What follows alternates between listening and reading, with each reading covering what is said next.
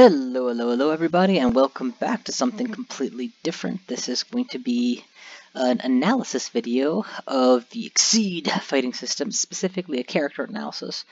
Now, I'm going to go ahead and say that in general I would like, if I make an analysis video, for it to be well analyzed or whatnot. You know, a character I've played a lot, or at least I've discussed with someone, or have some reason to give an analysis. In this situation, I'm doing something a bit different.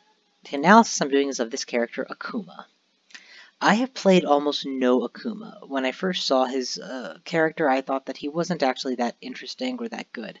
You see, as you can see from his ability that I'm showing here, its basic ability is that when you crit, your attacks have +2 power, but so do your opponents. And on the flip side, when you crit, both players have +3 power. Also, apologies in advance when I spend a lot of time discussing things that are kind of too low level for my audience.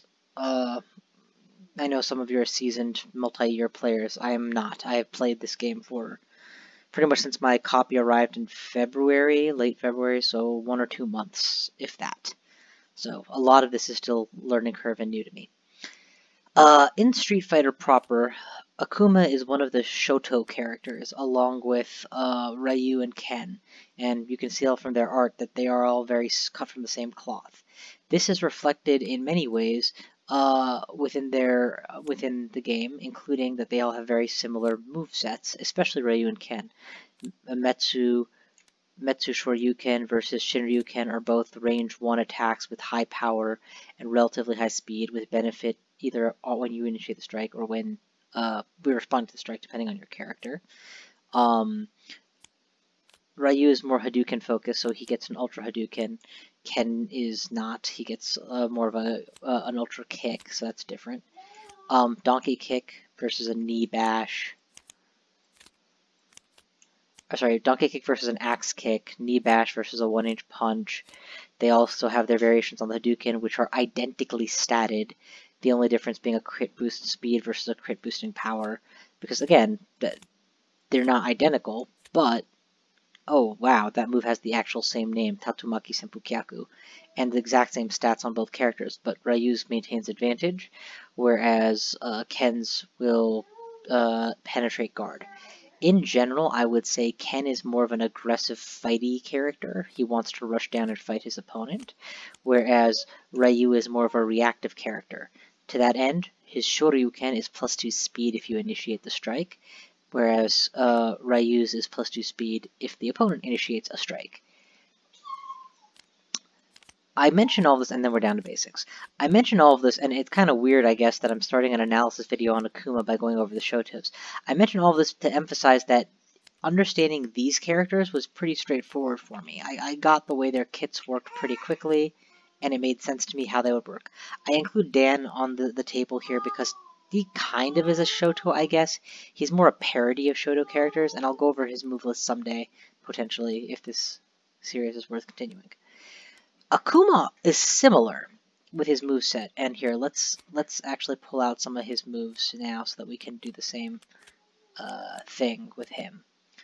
But unlike the other two, his moves are, in the games, I should start off with, in the games, Akuma is a glass cannon. That is to say, he generally has a little less HP, at least in the Marvel vs. Capcom series, that's how it's reflected, or he takes damage pretty badly, but he makes up for it by hitting so hard that the game doesn't last very long for his lower HP total to matter. He generally has more powerful attacks, or attacks that deal himself damage, and in so doing power up in some way, or something similar to that, like that aspect. Alright, so here's his moves. So let's go through them quickly. His Fireball is not range 3-6, but is actually a wider range, same speed, more power. His crit, if you use it, negates, looks like it's -2 power. Alright, backing up to the beginning, I'm doing this poorly. So whereas the basic Shotos gain some kind of mobility and or tempo on theirs, Akuma's just gives him power. And notably, to reflect that glass cannon downside, the opponent gains power as well. It's +2 power to both players. Of course, since you control when and when you don't crit, you don't use it when you think your opponent's going to hit you. I mean, that's obvious. Let's look through his moveset. Both the Shotos have this range 1 quasi 7 speed uppercut, dragon punch, Shoryuken, right? Go Shoryuken for Akuma is also range 1, but it is no argument speed 7. Further, it has, before you do that, you actually close, and it pushes the opponent out of the way. So it's by far the best, if you ask me, of these three. Just on stats. Its power is less at 3, but again, if you use Akuma's ability, it's going to go up to 5. You've got Hacky Shoe, which is similar to one of the dive kicks, I suppose, in that you're going to close 2 beforehand and then hit. But the after rider is that if your speed 4 goes off, then they're not going to be able to counter you if you've managed to close to melee. Zugai Hatsu, hit, and if the opponent has 4 or more guard, it gains even more power, so from 3 to potentially 5. Tatsumaki Sanku Kyaku, so this is like his Tatsumaki Sanku Kyaku equivalent. Advance 2, if you move past, it's a forced discard, which is probably a stronger effect than gaining advantage as Ryu does, or guard penetration as Ken does, arguably. And finally, Go Hadoken, wider range, 2 to 6, a little bit more power, and the speed can be upped to 5 with a crit, although Ryu's gets up to 6 with a crit and with no downside, so again, a little bit less there. So you see why he fits into this whole Shoto cycle. Issues I had with playing Akuma up front were that when I was new to the game, I mostly just spent my time striking. Drawing and striking, refilling my hand and striking, strike. Also, power didn't seem as good to me as the drawing cards does. With Ryu, you get to move 1 and draw a card, or you get to move and draw 2 cards. So I'm constantly manipulating my position to maximize my damage or safety while filling up my hand. Ken was even better. He opens with close 1 draw, which functionally draws you 2 at the end of turn, and he ends with, upon exceed, draw a card, and close 1 draw, and strike if you want. So all the tempo in the world. Akuma, by comparison, has no tempo gain at all. It's just damage. And playing Magic the Gathering and Hearthstone and Soulforge and Yu-Gi-Oh! And game after game of card game after card game has taught me that life is a resource. You spend it to gain advantage. It's more important to secure your board position or technical whatevers. That's really the point of the game. So something that does a little more damage just didn't seem that meaningful. Well, let's break that down, because I've gone from losing every time I play Akuma to winning with Akuma fairly often, and the core of it was understanding something very important about what +2 power really means in Exceed. It's 2 things. Firstly, actually it came about because of a conversation I had, I think on one of my previous vids, about Grasp. I always liked Grasp because it's speed 7, highest printed speed.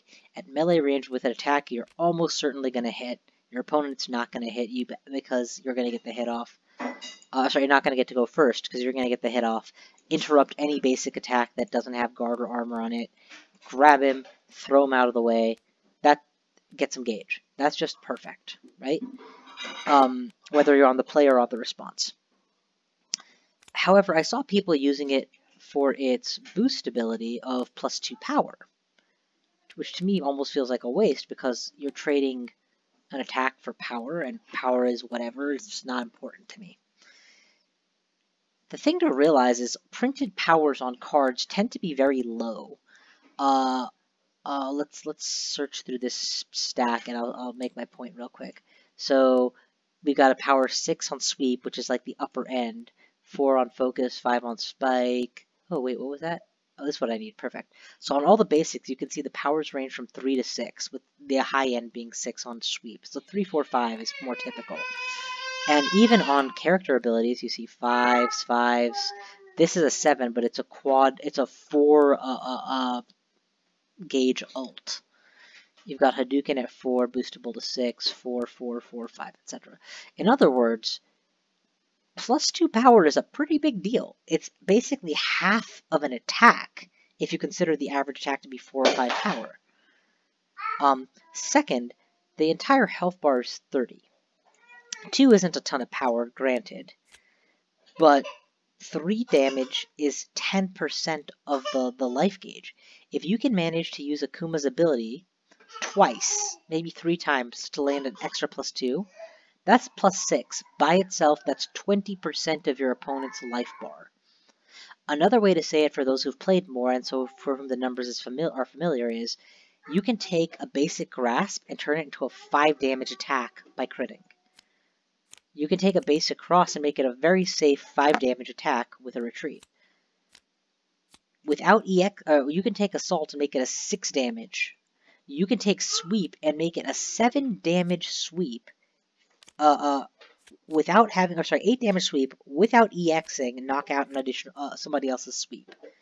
That's just fantastic. This kind of play requires you to really understand that your goal is not necessarily to make big plays. Your goal in Exceed is to reduce your opponent's health to 0, and you can do that, by hitting often or by hitting a couple times, but making those hits count. Akuma is all about making those hits count. The core of his kit that really helps him do that are a couple of his cards, but I'm going to go to the one I think is the most important. Die 1000 Deaths and or Demon Armageddon. Again, newbie me, early playing this game, takes one look at those stats and says this card is useless. It's a 1/6/5. I'm going to be at melee range to use it. At speed 5, I'm always going to get beaten by cross or grasp unless I happen to have some way to make it safer. And I'm using 4 gauge, and all I'm getting out of it is 6 damage. I need to have power bonuses in place, so I need to spend 5 mana to use my UA ability to even begin to taste more with it. It felt like a terrible card. And I would still argue that, with boost setups required, it's not the best of ults.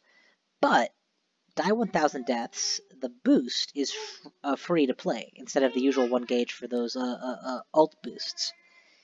And its ability... what have I done? Its ability, when you boost it, all positive power bonuses applied to you are doubled. From having played a bunch of Magic, I know that anytime the creators of a game use the word double, they either live to regret it, or it tends to be very powerful. Positive power bonuses being doubled means that I can play this boost, raw tag, no backup, no plan, and my opponent immediately has to be ready for me to put +4 if I crit a move. That's not a special move, mind you. That's my normals. If I have a solid fast connect attack in my hand, like Grasp or Goshoryuken, both of which are speed 7 at range 1, and Goshoryu actually lets me close from range 2 even, there's very little chance that they're going to move before I get a hit in. Then all I have to do is drop down this Die 1000 Deaths. If they strike into me, or if I'm ready to strike into them, I crit my attack with this, and my attack is now +1/2, double to 4, +3, 7 damage. 7 damage will pierce through the guard and or armor on just about anything they could be using, except focus, by itself, with no further boosting, which means I get a rapid attack that stuns them out and knocks them back 2 spaces, securing my advantage. And don't kid yourself, 7 damage is like a quarter of the game. It's a quarter of their health, all by using 1 boost and having a fast attack in hand that I'm ready to make it work with. And in a pinch, you don't need the fast attack. You can use a cross. You can potentially... So that's Die 1000 Deaths. But here's the best part. If they don't strike into you, unless they tech this out, it just keeps growing. Next turn, I drop a Grass boost, +2 power, but that +2 is actually a +4 because all positive power bonuses are doubled. So now it's plus 4 damage, along with if I crit this, plus 4 again from here, plus 8. It almost doesn't matter what the base damage on Go Shoryuken is. The fact that it's less than all of this almost doesn't matter because I'm hitting for 11. Or if I use a Grasp itself, that's still the 11. Cross 11. I mean, that's a ton. That's enough to stun out just about any of the base defenses, and even some of the non-basic defense cards you see here. I don't remember the name of the move, but Sagat has, I want to say, Tiger Uppercut with 3 armor, 3 guard as one of his abilities. Even if you EX that to +1/+1, that's 8 total defense. 11's going to punch through all of that and land 7 hit points of damage.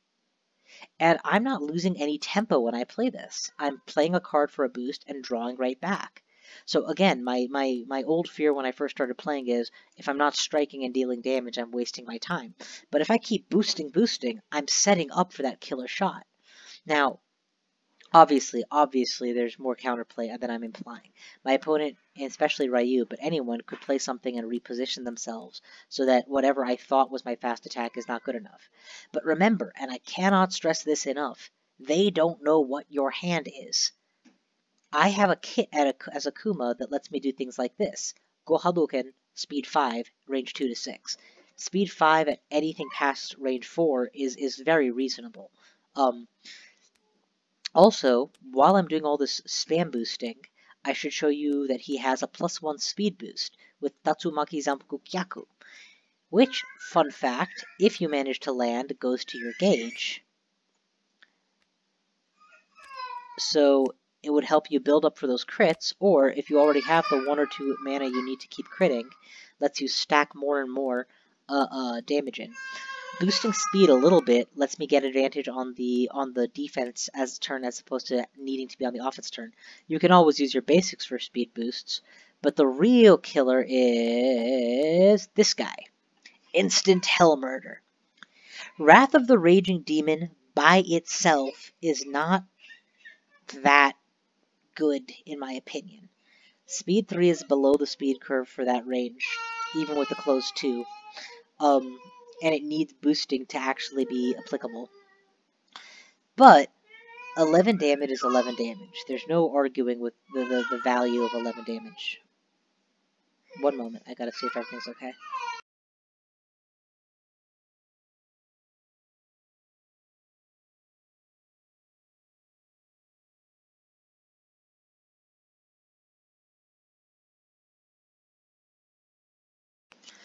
Sorry about that. Gonna have to figure out how to pause recording eventually, but until then, anyway, so what else we got? Yeah, so with this, the boost is free, and it sets you up with +3 speed. Any other character, I would be telling you that 11 power is a great move, it's a closer, it's something valuable to pull off. Ignore Armor speaks for itself in value. But with Akuma, you don't need the 11 power. I can hit with Go Hadouken and well, not Go Hadouken specifically, I guess. I can hit with an ordinary Assault for 4, which also has the same close 2, but doesn't cost me 3 bar, and has 5 speed, right? Boost it with my crit to 6, and have any one boost in play, and bam, I'm hitting for 9. That's close enough. You're gonna be, my point being, you're gonna be able to find those extra bits of damage to add up to your 11 in other ways when you're playing Akuma, rather than risking 3 gauge at the range and speed that Spike would work with. Again, I gotta say, it varies based on situation. I don't want to come off like saying you never want to use this ult as an ult, because I don't know better, and Ignore Armor is powerful, and if you know your opponent's deck or hand, or they don't have many cards, sometimes you just take your shot and close it out. Like, why not? But if you use it as a boost, you now have +2, potential +3 speed. That rider of if you have 3 or more bonus power is ridiculously easy to reach. As long as this isn't your first boost, like this you can use naked. You don't need to have bonus power boosts in play yet, because you can always crit to get that. This you don't want to use naked, because your opponent will probably just strike to get rid of it. then and there. But if you have one of these power boosts in play, and I should show you that he has 2 cards that read bonus power by itself with his Zugai Hatsu. Yeah, Zugai Hatsu. This one also goes to Gauge. And Go Hadouken. With Go Hadouken, you also get that thing of taking damage to draw more cards, so you can refill your kit while boosting yourself. But yeah, if you have even one of those in play, all you need to do is crit, and you get the +3 speed, and you get the +2 damage, and you have at least +1 damage because that's how you got to that threshold. So anything you're using is suddenly way above the speed curve, like a 7 speed range 2 or 3 given the close to Hacky Shoe, right? Which ignores armor. I've actually used this to close games before, because if you think about it, speed 7, because I'm getting the +3 speed effect, damage 7, because I had at least +1 or +2 along with the +2 from my ability, and ignore armor means I'm going to go in there and deal a ton of damage, 6, 7 damage, and you're not going to be able to block any of it. It doesn't matter to me if you somehow guard through it or not, because I'm hoping you'll be dead. Also, there really isn't a lot of guard 7 capability on base card abilities, and if you're EXing Exoskeleton or something into play, well, then I'm ignoring the armor of it, so that's good. Not EXing. If you're playing Viper or playing a specific character which has capabilities. Also, block, where people can just boost the armor, doesn't work in that situation. So Hacky Shoe can end B games. And key point, it can do it without costing me 3 gauge. So I've yammered on for a bit, and it's getting close to the long enough for me to call this video a finish. So going back to the big lessons here that are Akuma specific as well as broadly applicable. Akuma specific lesson is, when you play Akuma, don't think like a Ken. With Ken, often I'm swinging every other turn or every turn because I do it without losing tempo and drawing back cards, and my kit encourages / allows for me to get away with it with so many cards that benefit from me being on the strike. Shinyuken, bonuses on the strike. Hadouken, not so much of a good example, but it gets you above the speed curve to do that. What is that thing I'm looking for? Shinyuken, +2 speed if you strike. So he wants to be, on the offense. With Akuma, you're not looking to fire constantly. You're looking to fire when it counts. Bank 1 or 2 solid hit connect moves, whatever they may be. Use plus speeds, as well as plus powers to threaten big plays. Do not be afraid to use your sweep for +2 or your grasp for +2. Both of these are very valuable, but since you're a high power fighter, sometimes it pays to just use sweep as a sweep. 6 damage plus boost of 2 plus crit for up to 10, whap! That'll take out a lot of things. Yeah. If you're able to land 4 big hits, each of which has at least +2 on it, that's functionally like landing a free extra 8 damage attack. 8 damage is way above the damage curve, and that's probably going to secure your round for you. As far as whether or not to exceed, obviously case-by-case basis. Personally, I don't like exceeding with Akuma. 2 gauge better spent on critting, and his exceed ability is just that +3 power instead of +2. The notable big deal for this is that you hit the the Wrath of Raging Demon threshold immediately now. You will always be able to you can threaten to crit and have that. Which can be useful, I admit. It means that it doesn't have to be your second turn of setup, it can be your first turn of setup. On the flip side, it also means that you're spending gauge and time powering up in a way that I don't feel necessarily makes you win more. But, I don't know, I used to think that boosting wasn't that great, so I probably have a lot to learn yet. And situation is everything. Do not be afraid of the rider here that both players have, +2 power. All that means is, if you're critting your sweep, you gotta know what you're doing. If you're critting your spike, you gotta know what you're doing. If you're in any way going slow and second, you want to know that your opponent's going to hit you first and may very well stun you out with your bonus power, so don't give it to them for free.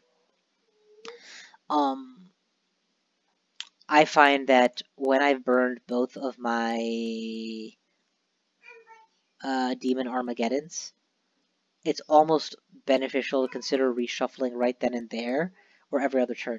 Certainly, you have, as Akuma, at your disposal, 1, 2, 3, 4, 5, 6, 7, 8 out of 30 cards that say plus power on their boost.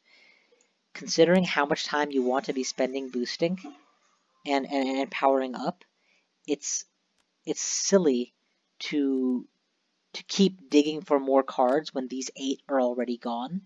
Even when 6 out of 8 are gone, you might just want to say, shuffle up, get me a new round of cards. I'm Akuma, and I win not by frequent hitting, not by constant hit secure hit connecting, but rather by using my hit secures, Go Shoryuken, Grasp, possibly Cross, to land just enough. Oh, and of course, anything which you boost with speed +3, just enough times to take the advantage and win the match. I've used this successfully against this type of style and play against Viper a couple times at the game store yesterday, as well as against shoot, was it a Sagat that I was playing against? It was either Sagat, yeah, I think it was Sagat, and I had almost 20 health left when I won because my moves were just so blasty. But it's okay to take damage while you're setting these things up. It's okay to kind of let your opponent jockey a little bit because you're going to burn him down when you're ready to win. Alright, everybody, I hope this was helpful. I once again will remind you all that I am a relative newbie at this game, and I am always happy to learn what I do not know. Please feel free to subscribe to my channel if you're enjoying my content. Comments, things that you would like to see me do, things that you'd like to see me do different. If anything, I'm open to feedback. And in particular, if you feel differently about Akuma, or you feel like I missed out on some important aspect or aspects of his play, I want to hear that. I would definitely consider him a higher skill character, requiring more strategy and careful play than your average character, and I would recommend not making him your first choice character, unless you already have some kind of background in exceeding, because, well, I feel like when you first play, it's always natural to want to strike more, and that's fine, that's a good thing, it'll teach you how to play, but with him, you really need to be upping your balance between your boost game, your strike game, what things to use as a boost, what things to use as a strike, when to hold which, and when to change it up. Alright, that's it all. Thank you so much for watching, everybody. I hope this was useful to you. Again, comments below so I have some idea of if you want to see more of these or less of these. And I will see you guys next time.